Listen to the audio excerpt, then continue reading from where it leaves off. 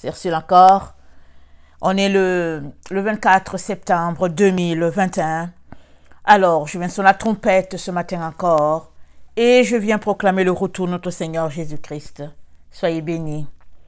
Et que sa grâce, amen, nous soit renouvelée tous en ce jour. Alors, je viens parler du Shiloh, amen, qui régnera bientôt. Alléluia. Ça se trouve dans Genèse 49, le verset 8 à 10. On va le lire et on va regarder ce que le Seigneur a pour nous aujourd'hui. Amen. Alors qu'il vient nous enseigner sur le Shiloh. Il y a des parties dans la Bible que souvent on ne touche pas tellement parce que souvent on ne comprend pas trop bien. Et puis souvent, on cherche des éléments, on n'a pas. Et puis bon, voilà, ça s'arrête comme ça. Et je ne dis pas que c'est quelque chose que je comprends plus, mais je bénis le Seigneur qui me donne de petits reflets, amen, de petits reflets de sa gloire par-ci, par-là, et dont la connaissance augmente, amen. Alors, dans Genèse 49, le verset...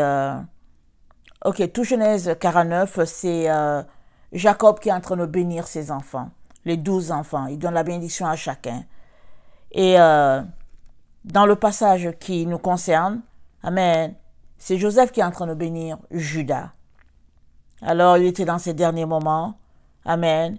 Et au verset 49, c'est dit, Jacob appela ses fils et dit, « Assemblez-vous, et je vous annoncerai ce qui arrivera dans la suite des temps. Rassemblez-vous et écoutez, fils de Jacob. Écoutez Israël, votre père. » Amen. Donc, le verset 1 et 2 nous dit ce qui va arriver à la suite des temps. Ça veut dire quoi? Ça veut dire que Jacob a été inspiré par l'Esprit de Dieu. Amen. Ça veut dire que ce qui est sorti de sa bouche est sorti par la volonté de Dieu. Amen. Ça veut dire que c'est Dieu qui l'a saisi. Et Dieu a utilisé la bouche de Jacob pour dire les choses qui allaient arriver à la suite des temps. Donc ces choses se sont réalisées depuis que Jacob était là. Amen. Il a prophétisé. Amen. Et petit à petit, jusqu'à la suite des temps, jusqu'à nos jours et jusqu'au jour après nous. Amen. Jacob l'a prophétisé par chacun de ses enfants parce qu'ils forment les 12 tribus d'Israël. Et souvent, qu'on le veuille ou pas, on est associé aux 12 tribus. Et souvent, par le sang, souvent aussi spirituellement, parce que Dieu nous a associés comme ceux qui ont donné leur vie à Jésus. Ils sont associés à la tribu de Juda. Qu'ils le veuillent ou pas, qu'ils le savent ou pas, ils sont associés à la tribu de Juda. Parce que c'est Juda qui allait les chercher par la mort de notre Seigneur Jésus-Christ à la croix. Amen. Et la Bible dit, au verset 8, donc, on l'a lu, Genèse 41, 1 à 2, et là on saute, on voit au verset 8, parlant de la bénédiction de Judas, notre Dieu dit, Judas, Judas, tu recevras les hommages de tes frères. Ta main sera sur la nuque de tes ennemis. Les fils de ton père se prosterneront devant toi. Pas compliqué.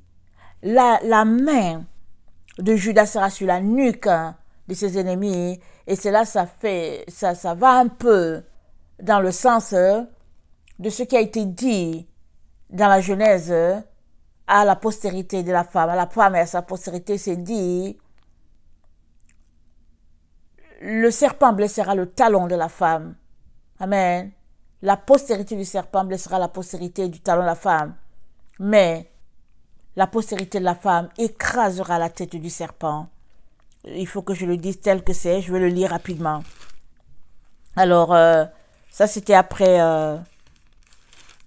ce qui s'est passé entre Ève et puis le serpent. Amen. Et le verset 15 de Genèse 3, Dieu dit, il dit au serpent, « Je mettrai inimitié entre toi et la femme, entre la postérité entre ta postérité et sa postérité. Celle-ci t'écrasera la tête et tu lui blesseras le talon. La femme, il est question de blessure. Mais le serpent, il est question que la tête soit écrasée.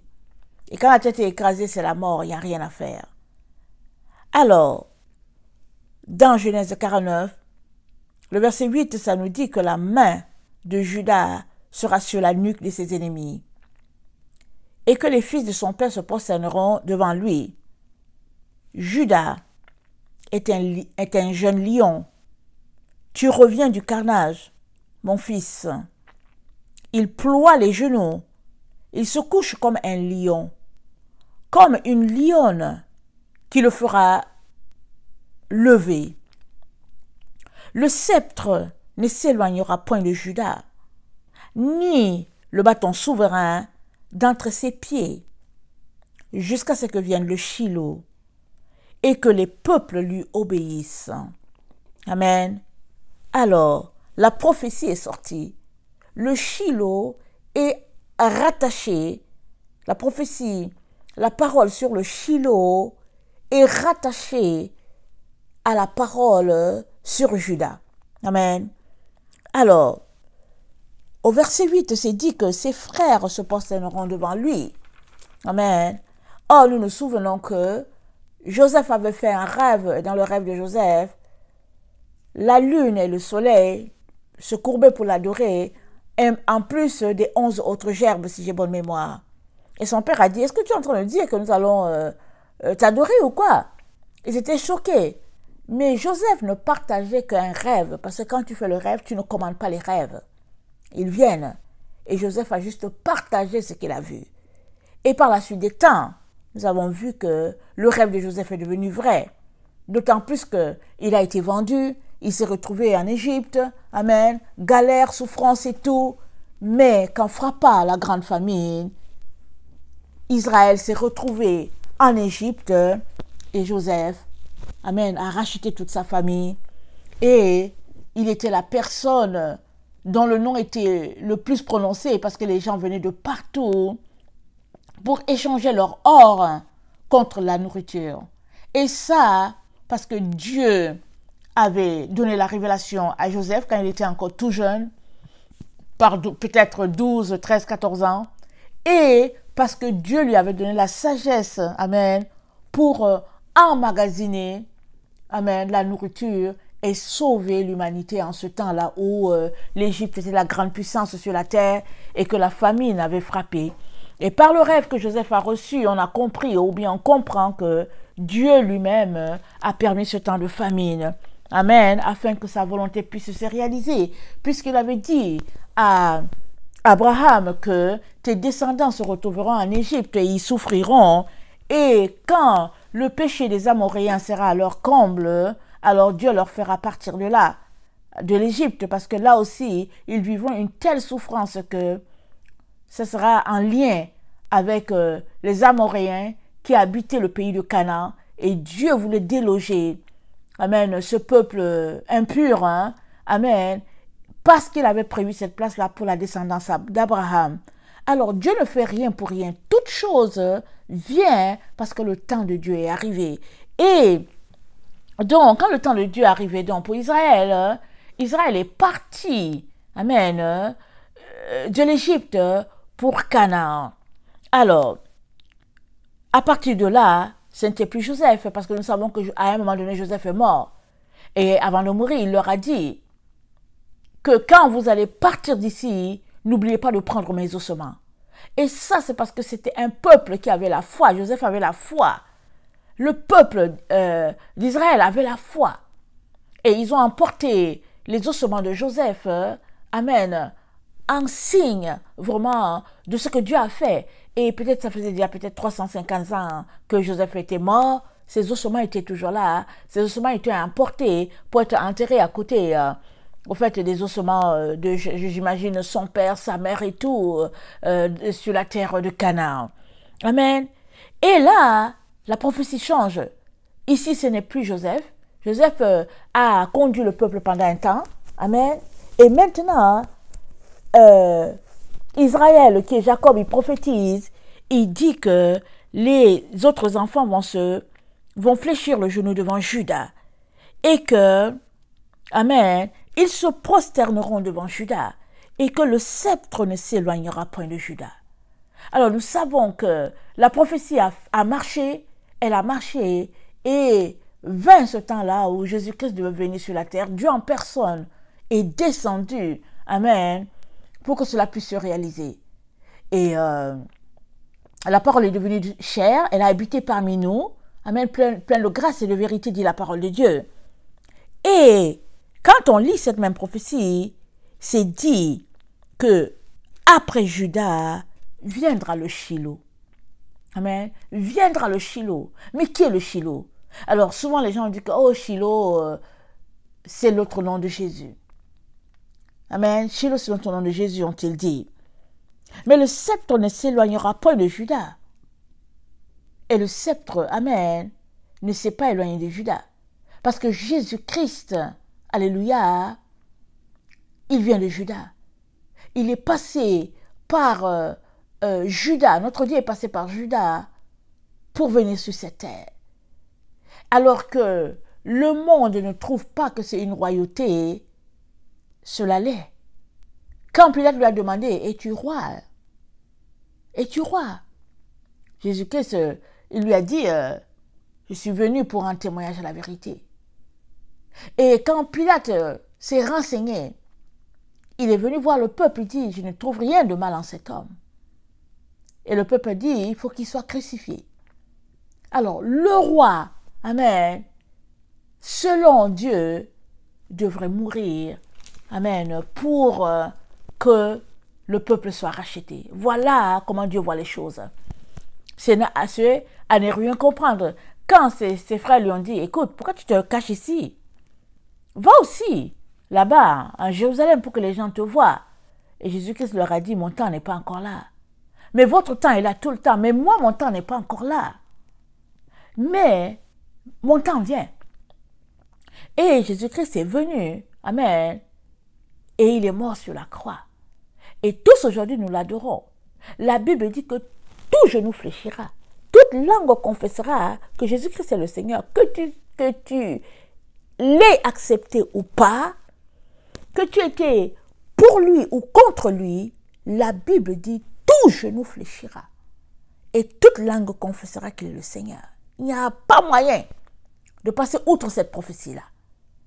Et ici, notre Seigneur vient ajouter un peu plus, notre Dieu. Il nous dit, Judas va garder le sceptre jusqu'à ce que le Shiloh soit là. Alors, qui est le Shiloh? C'est dit, le Shiloh, c'est celui qui est envoyé. C'est celui à qui appartient la chose. Ça, c'est dans le Vulgate. Amen. La traduction Vulgate dit que celui qui est envoyé, celui à qui appartient toute chose, c'est le Shiloh. Dans la Septuagint, amen, celui pour qui les choses ont été mis en stock. Amen, c'est ça que c'est dit le Shiloh. C'est celui pour qui les choses ont été mises en stock. Dans le Tana, amen, tout ça c'est traduction de la Bible, le Tana c'est en hébreu, c'est dit jusqu'à ce que vienne celui à qui appartient le règne. Amen. Alors, plusieurs se sont arrêtés sur le fait que ça s'arrête à Jésus et puis c'est tout. Mais quand on lit, amen, on voit que Dieu est en train de nous dire autre chose. Amen. Il est en train de nous dire autre chose. Et quand on lit, on voit que avant même que la chose puisse se réaliser, notre Dieu annonçait déjà le Shiloh, la finalité. Amen. Alors, nous savons que Jésus, c'est l'alpha et l'oméga. C'est le commencement et la fin. Alors, donc, on comprend que le Shiloh est étroitement lié à notre Seigneur Jésus-Christ. Et notre Seigneur Jésus-Christ nous dit que son règne, amen, sur la terre, sera aussi le règne de ses enfants. Amen, c'est ça qu'il nous dit. Il dit que son règne sera le règne de ses enfants. C'est-à-dire, il va régner à travers ses enfants, à travers toi et moi, c'est ça qu'il est en train de dire. Donc le Shiloh est étroitement lié, amen, à ce serviteur fidèle-là, annoncé par notre Dieu. Allons-y, regardez Luc 12.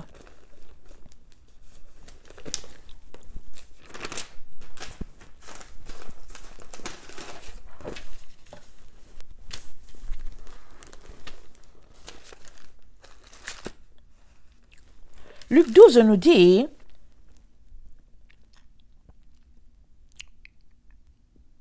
que vos reins soient sains et vos lampes allumées, et vous soyez semblables à des hommes qui attendent que leur maître revienne des noces, afin de lui ouvrir dès qu'il arrivera. Heureux ces serviteurs que le maître à son arrivée trouvera veillant. Je vous le dis, en vérité, il se lève, il se ceindra, les fera mettre à table et s'approchera pour les servir. Qu'ils viennent à la deuxième ou à la troisième veille, heureux ses serviteurs s'ils les trouvent veillants. Amen. Sachez-le bien, si le maître de la maison savait à quelle heure le voleur doit venir, il veillerait et ne laisserait pas percer sa maison. Vous aussi, tenez-vous prêts, car le Fils de l'homme viendra à l'heure où vous n'y penserez pas. Amen. Pierre lui dit, Seigneur, est-ce à nous ou à tous que tu adresses cette parabole? Vous voyez? Pierre nous donne comment on appelle ça là? Il nous allume en nous disant que quand Jésus parlait avec eux, il parlait pour eux, il parlait aussi pour les autres. Alors Pierre, il dit à Jésus, mais c'est pour qui que tu dis ça? Pourquoi nous dis-tu que quand parce que Jésus leur a dit, soyez comme des serviteurs qui attendent que le maître revienne des noces. Donc, Simon-Pierre veut comprendre si cela va se passer dans leur temps. Amen. Et Jésus-Christ lui dit, quel est donc l'économe fidèle et prudent que le maître établira sur ses gens pour qu'il leur donne la nourriture au temps convenable. Il dit, mais quel est ce serviteur? Alors là, Jésus-Christ descend au niveau individuel. Il est en train de dire à Pierre, ok, là j'ai parlé à tout le monde, mais maintenant, Pierre, il est important que tu prennes ça particulier à toi. Il est important que chacun prenne ce message-là particulier à lui. Il est important que chacun puisse s'approprier ce message-là. À ce moment-là, il dit à Pierre, quel est l'économe fidèle? Amen. Et prudent que le maître établira sur ses gens. Évidemment, quand on regarde la façon dont Dieu fonctionne, il n'établit pas des gens sur un groupe de gens. Il établit une personne. À cette personne d'aller trouver des gens, amen, etc., etc. Rappelons-nous, Moïse a été élevé, amen, au rang de leader pour conduire ses frères. Et il l'a fait. Et pendant longtemps, il le faisait tout seul, jusqu'à ce que Jéthro, son beau-père, le père à Séphora, prenne Séphora, la mène au niveau de Moïse, parce que Moïse était parti pour conduire le peuple, et puis il n'était pas retourné vers Jéthro. Il avait laissé sa femme, les enfants, il était parti pour conduire le peuple. Alors Jéthro a pris Séphora, amen, et les deux enfants, hein, il les a conduits vers leur père. Et quand il est arrivé, il a donné des conseils à Moïse, il lui a dit, tu vas t'épuiser. À longueur de journée, Moïse, tu vas t'épuiser. Désigne certaines personnes, et puis délègue-leur la tâche, de telle sorte qu'ils vont le faire comme si c'est toi qui l'avais fait. Amen. On a souvent besoin de quelqu'un qui est allumé. Alors Jéthro, qui n'était pas israélite, amen. Je pense qu'il était peut-être éthiopien, je ne me rappelle plus exactement, mais c'est ça. Alors Jéthro est venu avec son savoir, il a dit à Moïse comment fonctionner pour que tout le peuple trouve satisfaction et que le jugement ait lieu. parce que les gens venaient apporter leurs différends, leurs problèmes, afin que Moïse puisse régler. Et Moïse allait consulter Dieu, et Moïse venait régler le problème du peuple. Et c'était gros, c'était une grosse machine. Mais Moïse n'avait pas pensé à ça avant. Jusqu'à ce que Dieu mette les paroles dans la bouche de Jéthro, et Jéthro puisse dire à Moïse comment il devrait fonctionner. Donc, le Shiloh, donc, quand il viendra, il est un leader de la trempe de Moïse. Et quand il viendra, amen, lui et ses frères, amen, que nous sommes, ils feront l'œuvre de Dieu sur cette terre. Alors le Shiloh, amen, c'est ce serviteur-là, amen, que notre Seigneur désignera pour pouvoir continuer avec l'œuvre de Dieu sur cette terre. Alors, dans Genèse 49, le verset 10, comme on vient de le lire, c'est dit que le sceptre ne s'éloignera pas de Juda, et le Seigneur nous dit, Juda gardera le sceptre et il le tendra à l'autre. C'est ça que je comprends. Quand je lis Genèse 49, le verset 10, je comprends que Juda garde le sceptre jusqu'à ce qu'il le tend au Shiloh. Amen. Donc Juda a le sceptre, il le tend au Shiloh. Ça veut dire que c'est Juda finalement qui, au fait, tend le témoin. Donc Juda est la plaque tournante. Il est l'élément essentiel. Amen. Il est le point qui relie. Amen. Joseph à Shiloh. Amen. Alors, Colossiens 1, le verset 18 à 20.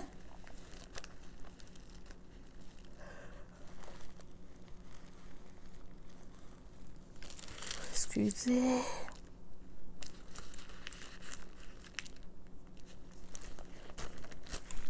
Colossiens 1.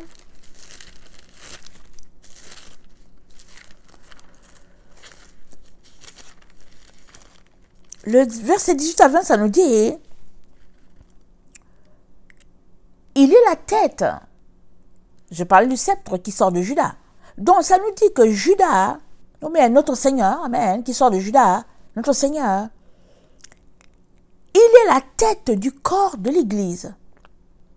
Il est le commencement, le premier-né d'entre les morts, afin d'être en tout le premier.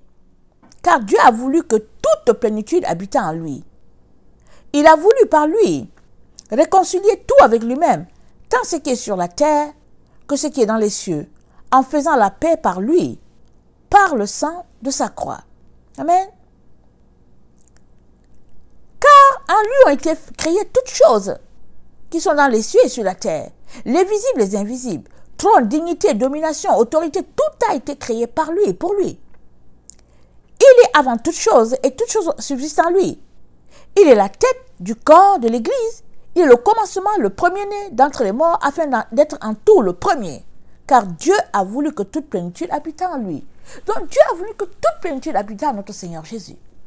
Amen. Parce que Jésus vient du Père. Il est venu le passer par Judas. Dieu a voulu que ce soit lui qui établisse tout. Ce soit lui, amen, qui distribue les rôles, qui établit tout. Parce que la Bible nous dit, il ne s'est pas considéré d'égal à Dieu. Amen. Il a subi la honte, l'ignominie. Et il est allé jusqu'au bout. Et c'est pourquoi Dieu l'a souverainement élevé. Il lui a donné le nom qui est au-dessus de tout nom. Alors, il est en toute chose le premier. Et il est la personne qui nous informe, amen, que après lui, le Shiloh est là. Et si nous comprenons bien ce qu'il est en train de nous dire, le Shiloh, amen, fera exactement ce que son Seigneur a fait. Amen. Jésus a dit quoi? S'ils m'ont maltraité, ils vous maltraiteront. S'ils m'ont aimé, ils vous aimeront. S'ils m'ont haï, ils vous haïront.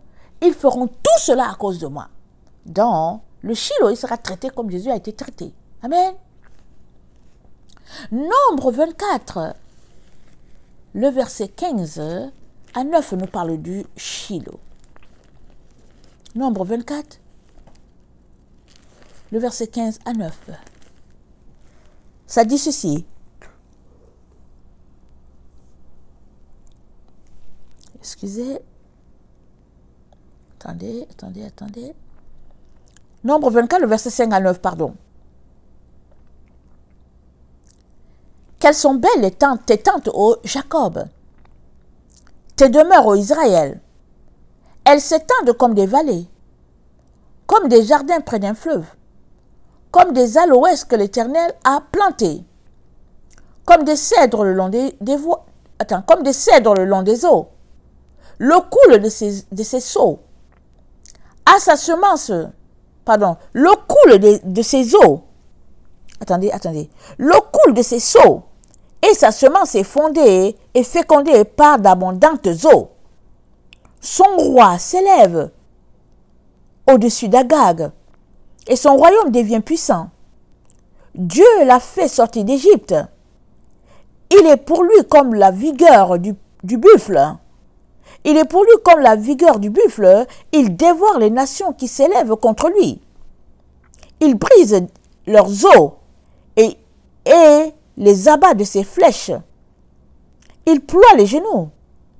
Il se couche comme un lion, comme une lionne, qui le fera lever. Béni soit quiconque te bénira, et maudit soit quiconque te maudira. Amen. Alors, ça dit que son roi s'élève au-dessus d'Agag. C'est quoi Agag? Agag, c'est les Amalécites, l'ennemi d'Israël. Agag est comme un peu, comment on appelle ça? Le roi Pharaon. Amen. Et la prophétie sort. Il dit que, attends, quelles sont belles tes tentes au Jacob et tes demeures au Israël. Alors, Dieu est ici, il présente à Balaam, nous savons qu'il avait été appelé pour maudire Israël, et Dieu lui montre comment Israël est béni, et il voit comment Israël s'élève au-dessus de ses ennemis. Amen. Et comment Israël s'est dit, il ploie le genou, il se couche comme un jeune lion, comme une lionne, qui le fera se lever. Béni soit quiconque te bénira, et maudit soit quiconque te maudira. Amen. Et le verset 17 de Nombre 24, c'est dit, je le vois, mais non maintenant. Je le contemple, mais non de près. Un astre sort de Jacob. Un sceptre s'élève d'Israël. Il perce les flancs de Moab. Il abat tous les enfants de Seth et se rend maître d'Édom. Il se rend maître de Séhir. Ses ennemis d'Israël manifestera sa force. Celui qui sort de Jacob règne en souverain. Amen. Alors, ça a été longtemps prophétisé. Et Dieu, dans le temps dans lequel nous sommes, est en train d'enlever le voile de nos yeux, petit à petit, afin que nous puissions voir clairement son plan. Alors, dans Deutéronome 18, notre Dieu parle, amen, du Shiloh. Deutéronome 18, le verset 15 à 19.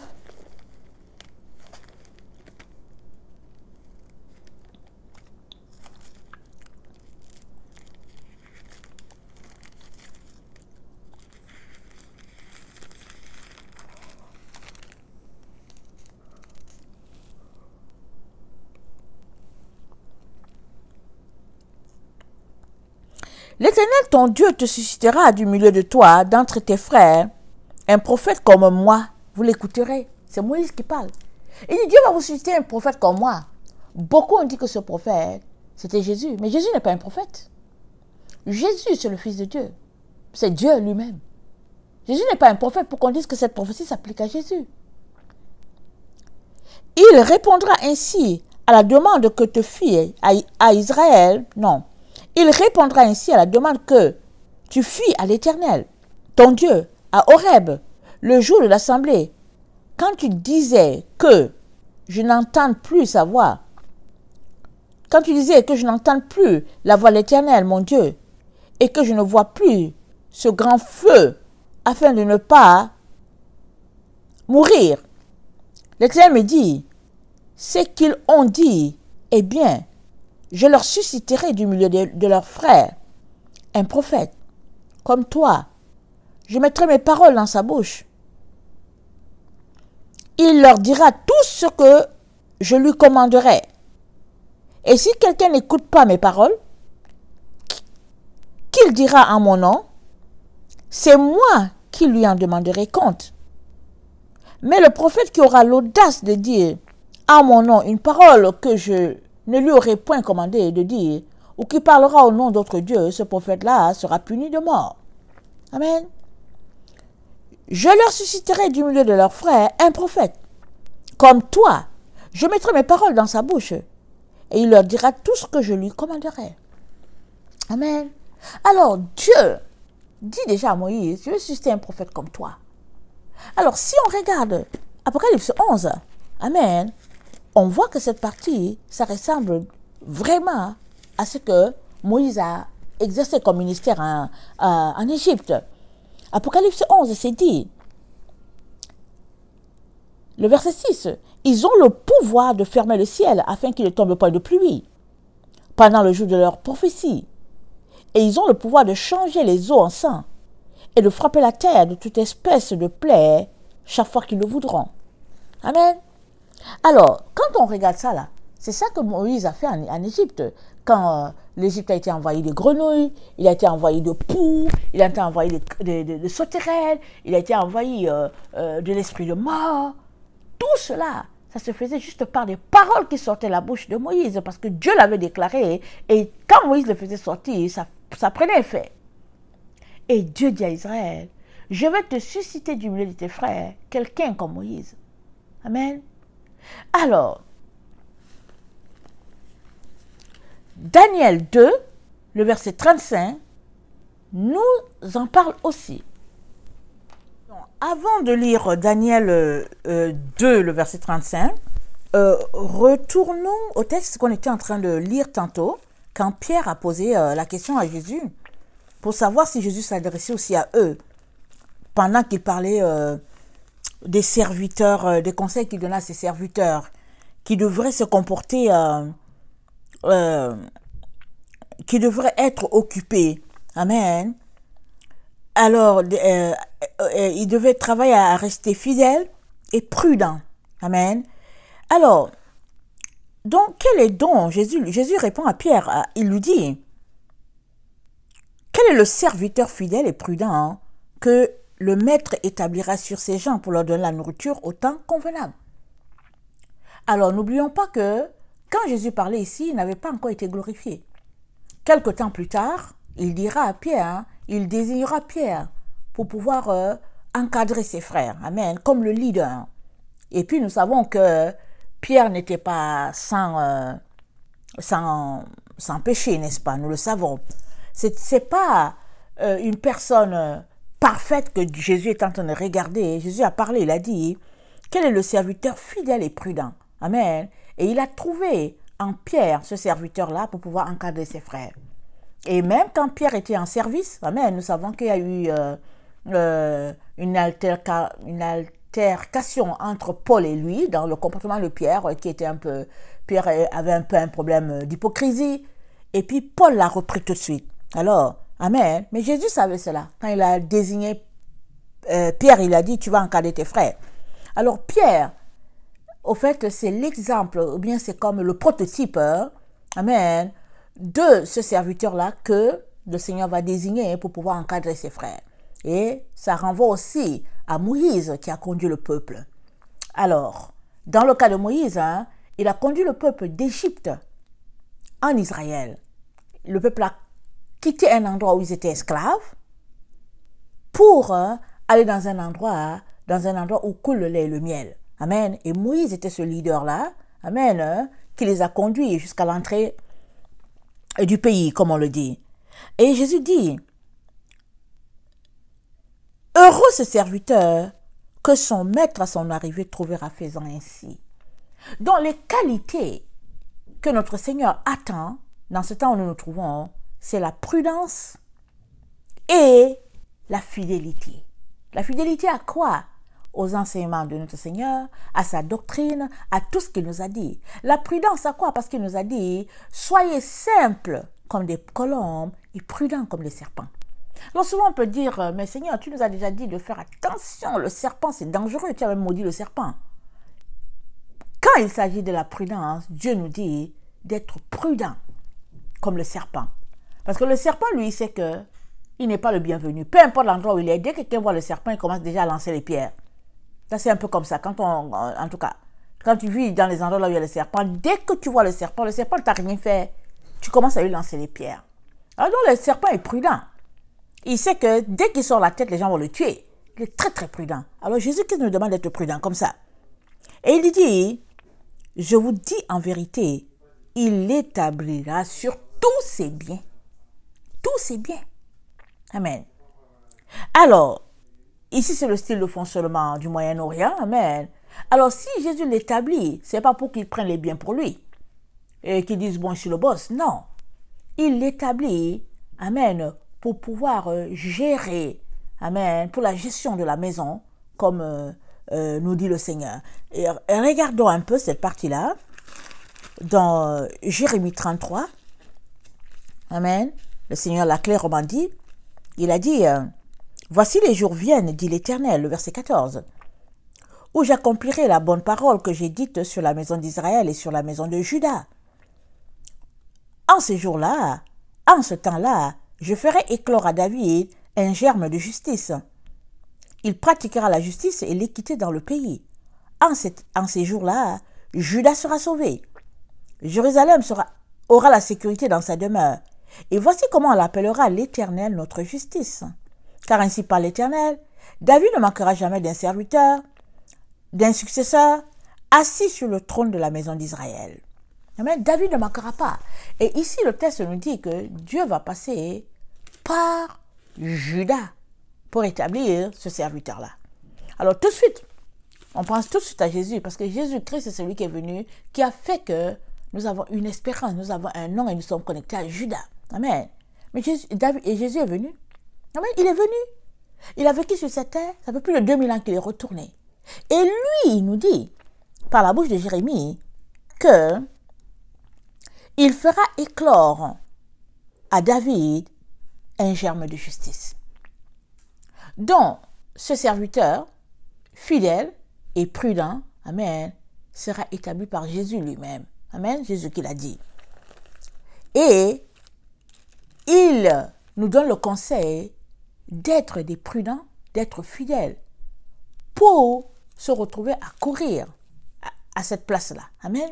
C'est-à-dire parmi tous les serviteurs fidèles et prudents que Jésus-Christ trouvera à son arrivée, un dedans, il l'établira pour gérer. C'est bien. Amen.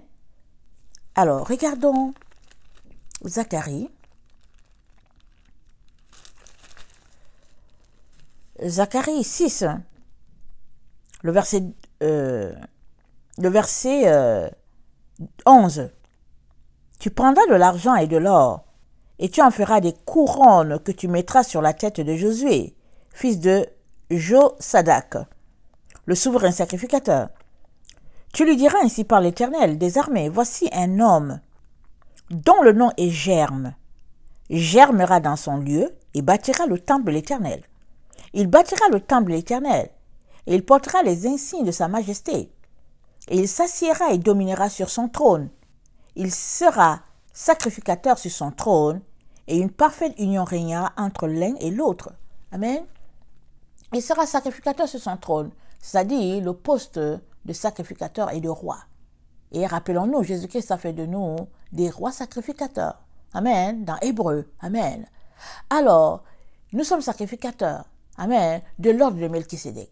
Donc, dans les temps dans lesquels nous sommes, quand Jésus-Christ vient là, une fois que nous sommes rassemblés là, nous serons rassemblés au titre de sacrificateur de l'ordre de Melchisédek. Roi et sacrificateur.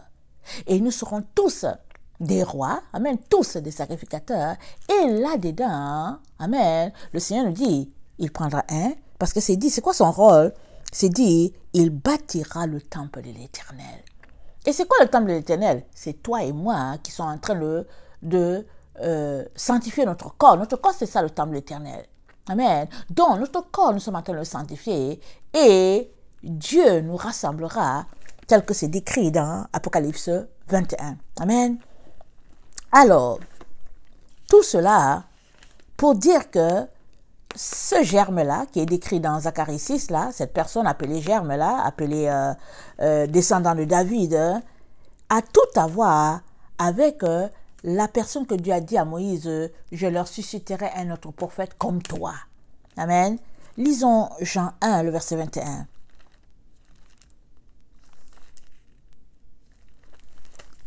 Jean 1,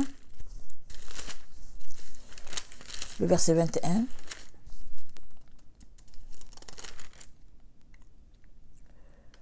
C'est dit, voici le témoignage de Jean. Lorsque les Juifs envoyèrent de Jérusalem des sacrificateurs et les Lévites pour lui demander, toi qui es-tu? Il déclara et ne le lia point. Il déclare qu'il n'était pas le Christ. Ils lui demandèrent, quoi donc? Es-tu Élie? Il dit, je ne le suis point. Es-tu le prophète? Il répondit non. Le prophète, c'est cette personne-là. Amen. Tant annoncé. Non, les gens sont en train de se demander c'est qui? Et il y a plusieurs qui ont dit que le prophète, c'est Jésus. Mais Jésus n'est pas un prophète. Jésus n'est pas un prophète. Amen. Enlève ça de ta tête qu'il est le prophète. Parce que ça va te donner une vision minime de Jésus. Jésus n'est pas le prophète. Il n'est pas un prophète, notre Seigneur. Il a la prophétie. Amen. Il a en lui la prophétie. Il est le prophète, ça dit qu'il connaît les choses à venir. Mais il n'est pas prophète, Jésus-Christ, il est Dieu. Ça là, si tu sautes ça de ta tête, c'est fini pour toi. Il ne peut pas te sauver s'il est juste le prophète. Alors les autres ont pris ça en disant que oh, c'est Mahomet et tout. Non, Mahomet n'a rien à voir avec Jésus. Non, laissez Mahomet loin. C'est quelqu'un qui ne connaît pas le Seigneur. Non. Le prophète, ce n'est pas Mahomet, ce n'est pas Jésus. Jésus, c'est Dieu. Une fois que tu reçois la révélation que Jésus c'est Dieu, les choses vont changer pour toi. Mais si tu es toujours en train de dire ouais, le Christ, le Fils de Dieu et tout, tu vas passer à côté de l'essentiel. Voilà pourquoi il y a des personnes comme les témoins de Jéhovah qui sont là, qui n'arrivent pas à être sauvés parce que pour eux, Jésus est le prophète, Jésus est un homme. Et ils sont là, ils tournent, ils n'arrivent pas à attribuer le titre de Dieu à Jésus. Mais Jésus-Christ te sauve, toi et moi, parce qu'il est Dieu. Sinon, il ne peut pas nous sauver, il n'y a que Dieu qui peut sauver. Amen. Alors, c'est de cette personne-là encore. Et cette personne-là n'est autre que le Shiloh, tant prophétisé. Amen. Daniel 2, le verset 35.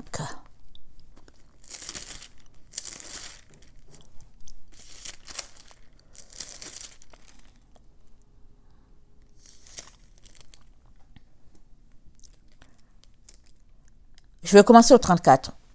Tu regardais lorsqu'une pierre se détacha sans le secours d'aucune main, frappa les pieds de fer et d'argile de la statue et les mit en pièces. Alors le fer, l'argile, les reins, l'argent et l'or furent brisés ensemble et devinrent comme la balle qui s'échappe d'une aire en été. Le vent les emporta et nulle trace n'en fut retrouvée. Mais la pierre qui avait frappé la statue devint une grande montagne et remplit toute la terre. Et nous savons que la statue, amen, elle est en construction depuis le temps de Nebuchadnezzar et on est rendu au niveau du pied, au niveau de ses pieds, c'est là qu'on est rendu. Et la pierre, elle frappe les pieds, ça veut dire que ça va se passer dans notre temps où nous sommes. Amen. Parce que c'est là où le royaume est en train d'être finalisé, là. Dans ce temps où ils sont en train d'allier, de faire le mélange entre l'argile et le plomb, amen, ils sont en train de construire des êtres hybrides sur la terre. Amen.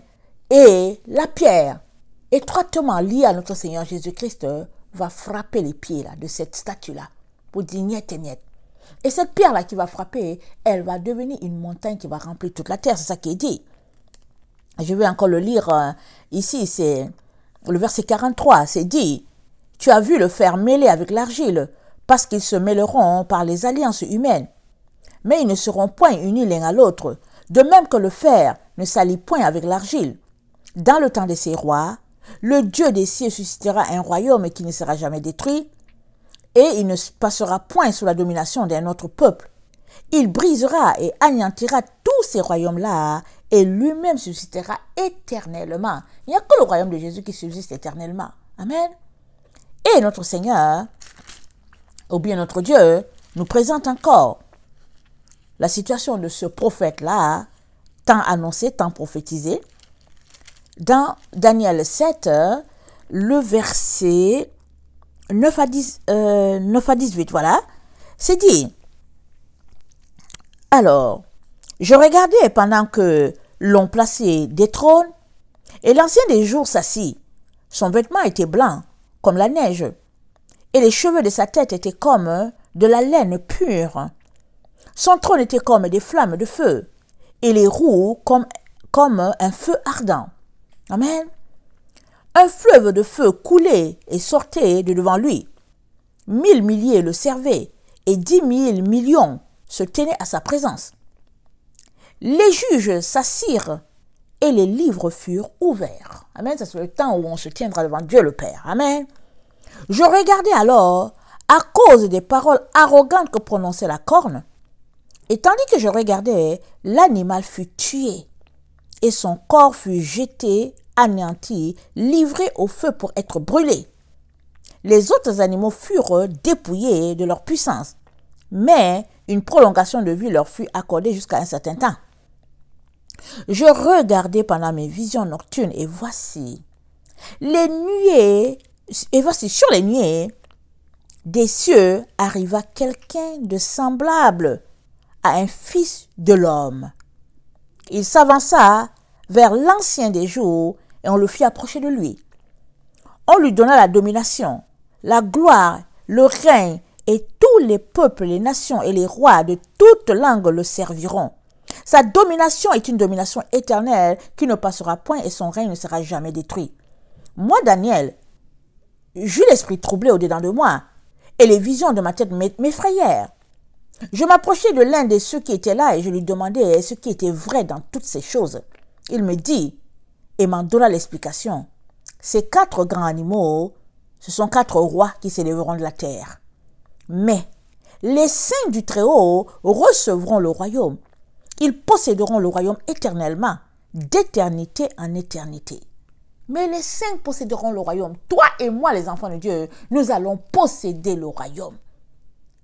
Et nous sommes dans le temps du 4e royaume là, parce qu'il a dit, ces 4 animaux sont 4 rois. Amen. Nous sommes dans le temps de ce dernier royaume-là sur la terre. Et vient ce temps-là où le royaume nous sera donné. Mais avant que ça nous soit donné, nous sommes appelés à passer par ce temps-là d'épreuve qui est là sur la terre. Amen. Et pendant que les choses seront établies, amen, c'est dit que, le verset 13, je regardais pendant mes visions nocturnes et voici sur les nuées des cieux arriva quelqu'un de semblable à un fils de l'homme. Il s'avança vers l'ancien des jours et on le fit approcher de lui.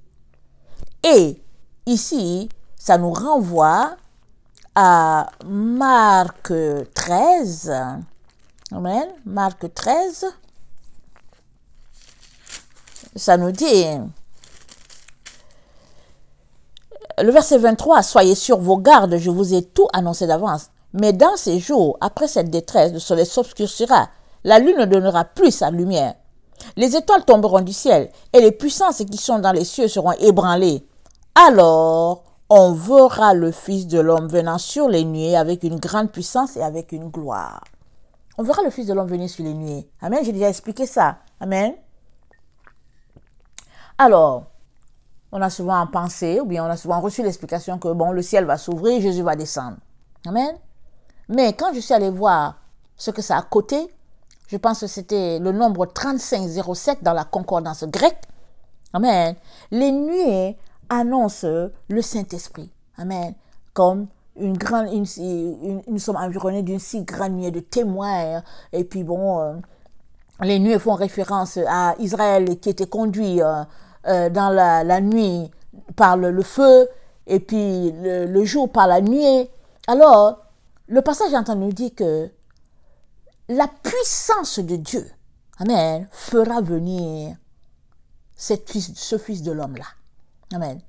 Qui n'est autre que la personne que Jésus aura désignée pour pouvoir exercer le règne de roi sacrificateur dans ce temps millénaire sur la terre. Amen. C'est dit. C'est-à-dire, il suffit de retourner dans l'enseignement, dans la culture juive pour le comprendre.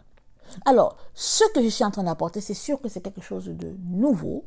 C'est quelque chose qui peut troubler. Ils vont dire, bon, elle enseigne autre chose. Mais il faut une chose, il faut savoir, ce serviteur-là, il est exactement serviteur de Jésus. Il est à la solde de Jésus à tout point de vue. Jamais il ne viendra se dire que oui, je suis Jésus. Jamais.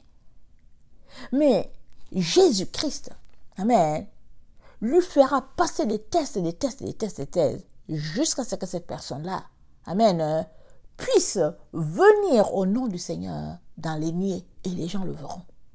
Amen. Tout le monde verra. Amen.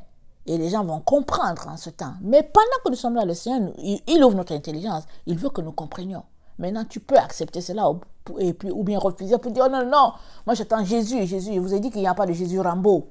On nous a fait montrer les scénarios d'Hollywood avec un Jésus Rambo et tout. Il n'y a pas de Jésus Rambo. Jésus est venu sur la terre. Amen. Il est venu, il a fait son chemin. Amen. Il nous a rachetés, il nous a délivrés. Il est allé, il a été glorifié. Amen. Il a pris la place à la droite du Père. Amen. Et on le verra encore. Mais pour le moment, lui-même, il dit dans Malachie 4, lui-même l'a dit. C'est-à-dire que s'il faut regarder les Écritures ne mentent pas.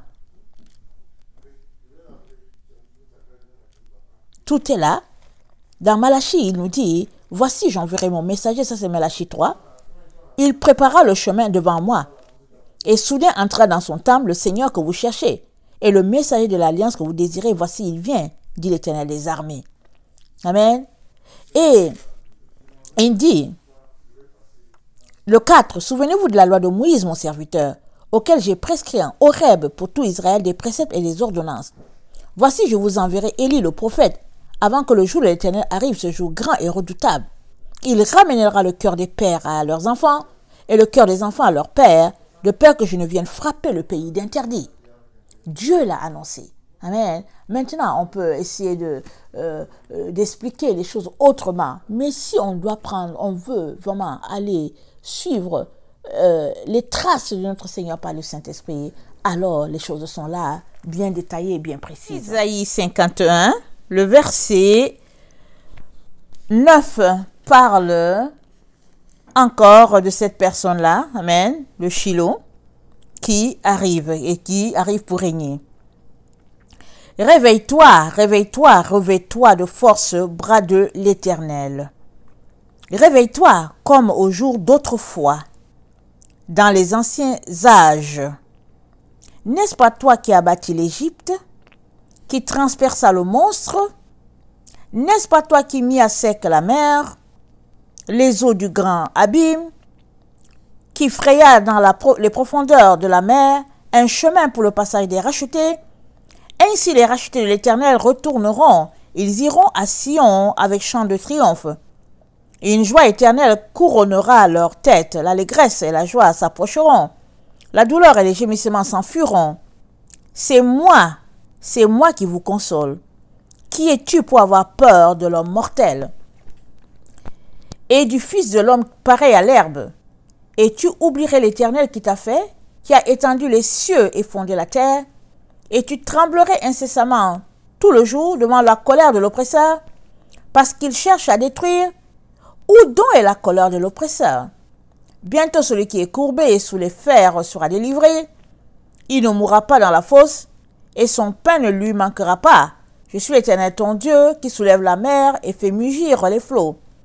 L'Éternel des armées est mon nom, et son nom. Je mets mes paroles dans ta bouche, et je te couvre de l'ombre de ma main, pour étendre les nouveaux cieux et pour fonder une nouvelle terre, et pour dire à Sion, tu es mon peuple. Amen. Alors Dieu, il appelle cette personne-là bras de l'Éternel, dont le bras de l'Éternel sera manifesté dans le temps dans lequel nous sommes. Nous avons la parole de l'Éternel qui a été manifestée, amen, dans la personne de Jésus, amen. Et ici, Dieu appelle la personne le bras de l'Éternel. Et par le passé, elle a agi, il a agi, ce bras de l'Éternel là, C'est lui qui a intervenu, qui a ouvert la mer quand Israël devait passer. Amen. Et donc, c'est dit que réveille-toi comme au jour d'autrefois dans les anciens âges. N'est-ce pas toi qui as bâti l'Égypte, qui transperça le monstre? Dans le bras de l'Éternel, les gens voyaient juste Dieu agir. Ils ne voyaient pas la personne. Mais Dieu est en train de nous dire que nous sommes dans le temps où cette personne sera manifestée. Et quand on suit les Écritures, on voit que cette personne qui sera manifeste dans notre temps, c'est la personne prophétisée, amen, que Dieu a dit à Moïse, je leur enverrai un autre prophète comme toi.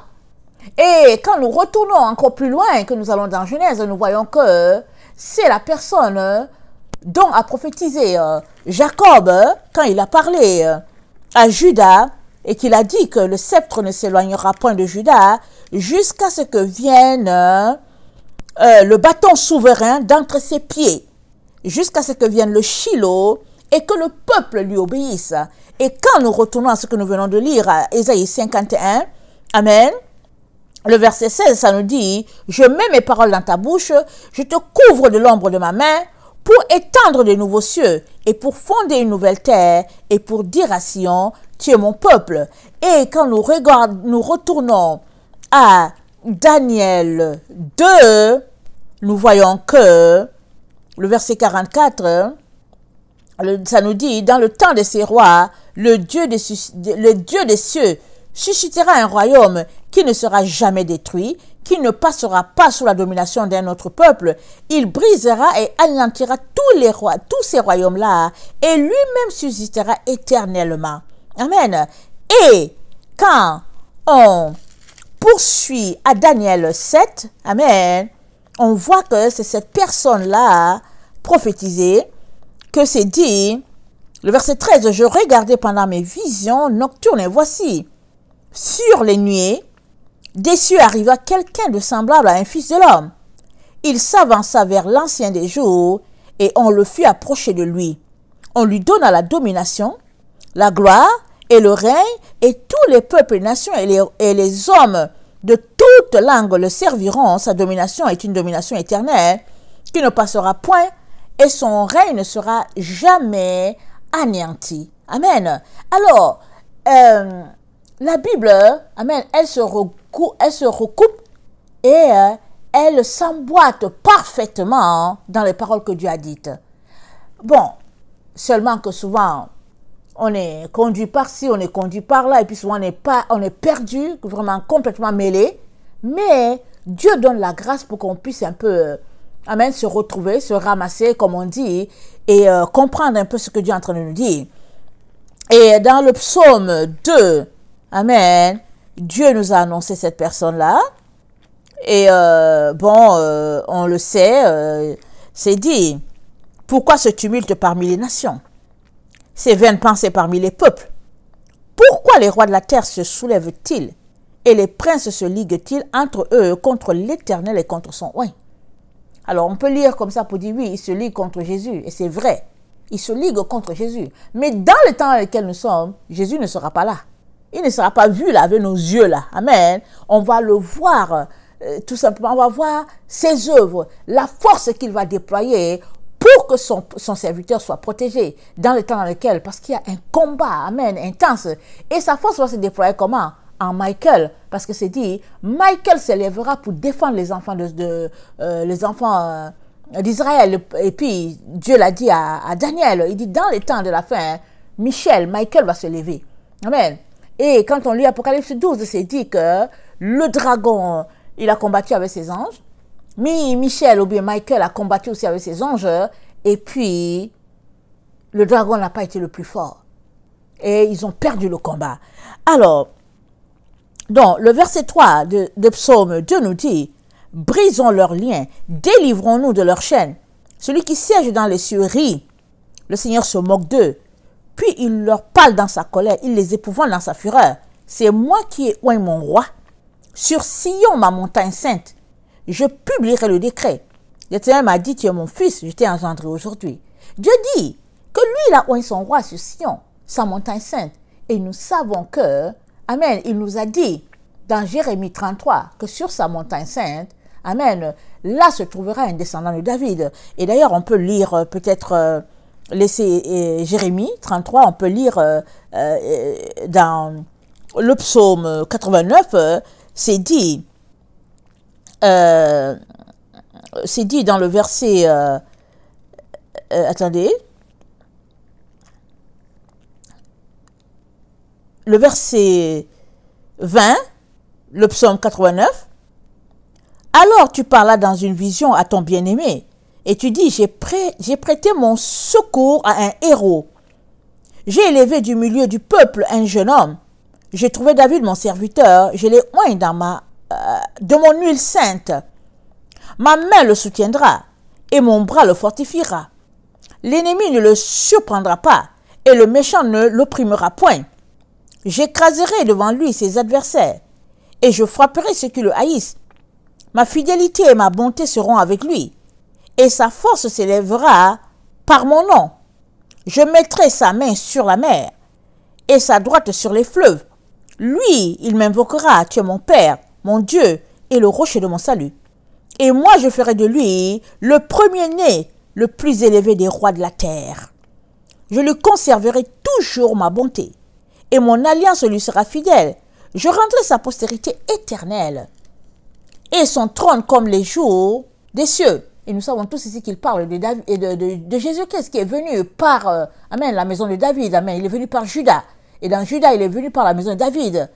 Mais écoutez, il dit, si ses fils abandonnent ma loi et ne marchent pas selon ses ordonnances, s'ils violent mes préceptes et n'observent pas mes commandements, je punirai de la verge leurs transgressions et par des coups leur iniquité. Mais je ne leur retirerai point ma bonté. Et je ne trahirai pas ma fidélité. Je ne violerai point mon alliance.